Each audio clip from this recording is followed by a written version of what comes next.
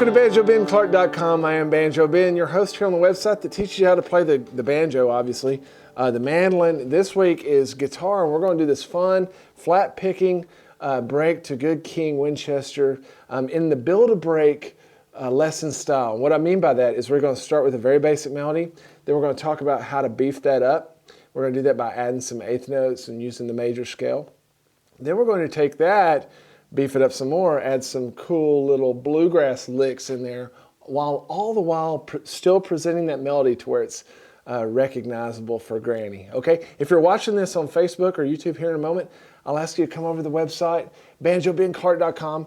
You can watch this lesson, hundreds of other ones. I have tons of Christmas stuff. Almost every Christmas song you can imagine is up there. This particular lesson is about 30 minutes, and then I've got 3 different speeds of MP3 rhythm tracks that you can download to practice with, as well as the tabs exactly as I performed it. Okay, so without further ado, let's jump right into Good King Wesleyan.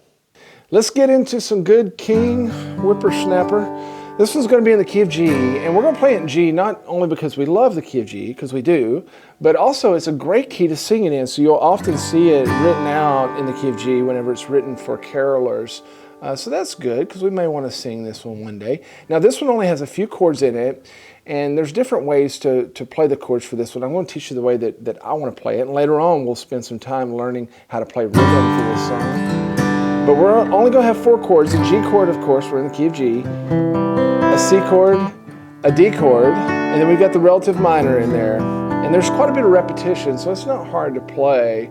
But as far as the solos go, we're going to first learn a very basic melody that's going to be all downstrokes, just the melody. And we want to establish that as well as give the beginner guitar player something to learn. Then we're going to step that up and do a build-a-break type lesson where we're going to jump from that basic melody into adding some more eighth notes, some major scales to connect those melody notes, but we're going to keep that melody present and very recognizable. Then we're going to step it up for our third solo and add a bunch of licks and different ornaments and hammer-ons and chromatic stuff, but still communicating that melody. Now let's go ahead and throw up the first line of tab there. You'll see those little arrows beneath each one of the notes. Those are our pick direction arrows, and they're all down arrows in this first line because we're playing all down beats, and so we're going to do down strokes for all these. And we've got these little 3 pickup notes there in that first measure you see, which is actually measure 2. That's just the way the tab worked out. And those aren't part of the melody. That's just to walk us into the melody. So the actual melody starts there, that measure 3, where you see that G chord.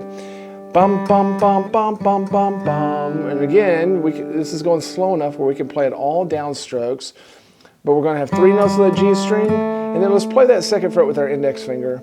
When we get to measure 4 there, you'll see that note on the D string. That's a half note. It gets 2 beats. You can tell it's a half note in this tab because the stem does not go all the way up to the note. It stops beneath the clef there.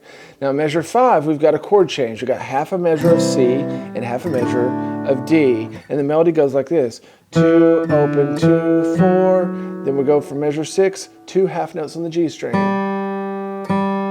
And again, I'm playing the second fret with my index finger right now. Later on we'll shift. So let's just play this first line together. We'll do it much, much slower later on. But this is just to keep it in context. 1, 2, 3, 4. 1, 2, 3, 4.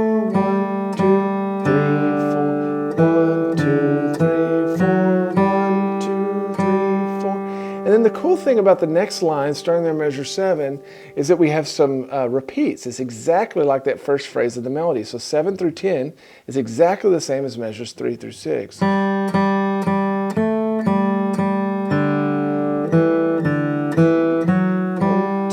3, 4. Now, in measure 11 there, we're going to jump up to the 5th tone of the scale. And we're going to play that with our ring finger, this 3rd fret on the B string, and we're going to walk right down the G major scale. All downstrokes. We get to measure 12. We're going to start there on the B string and walk down. 1, 2, 3, 4. At this point, I'm going to shift up in a measure 13. I'm going to grab that 2nd fret. And we've already seen this melody as well. This is our 3rd time to play the melody found in measures 13 and 14. 2, open, 2, 4, 1, 2, 3, 4.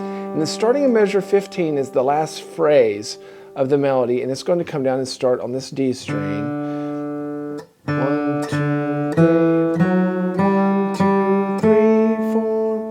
Then we have our last walk down in 17, starting on the 3rd fret, right down the scale. 1, 2, 3, 4, 1. When we get to 18 there, we've got 2 notes in this measure, 2 half notes. I always thought that this melody kind of ended strange, and it does, but it goes to a C chord, 1, 2, 3, 4, and then back in 19 to a whole note, which is going to get all 4 beats. 1, 2, 3, 4, 1. And then measure 20, we're going to play some more pickup notes to go into this 8th note version. We also incorporate some scales. Now, what we're going to do here is we're going to keep the melody very present. The melody, here's what I'd like for you to do. Print this tab. If you're a Gold Pick member on the site, you can just print this PDF out right here. Print this tab and compare, like measure 21 here, to measures 3, because the melody notes are still there. All we're going to do to beef this up, and again, these build-a-break lessons are not only to teach you solos, but to teach you how to build solos. We're going to double some notes whenever we can and kind of create this fiddle type attribute, where a fiddle player bum ba da bum does that shuffle bone. We're going to do some shuffle picking. Okay, and we're going to mix up those 8th notes. So in 21, the melody would be bum bum bum bum, just 4 quarter notes. But we're going to throw some 8th notes in there. Bum bum bum bum bum bum. So immediately we raise the complexity of the solo just a little bit. When we get to 22, same type of thing. The melody goes bum bum bum. We're just going to throw some 8th notes in there. In 23, the basic melody goes bum bum bum bum. So again, we're just going to throw some 8th notes. And you can do this with any song that you have. You can just start doubling up the melody notes. That's the first basic way you can begin to improvise and thicken up your solos. Now, as we get into the second phrase, it starts to measure 25. We're going to get outside of that a little bit, beef it up a bit more, and what we're going to do is we're going to follow the G major scale.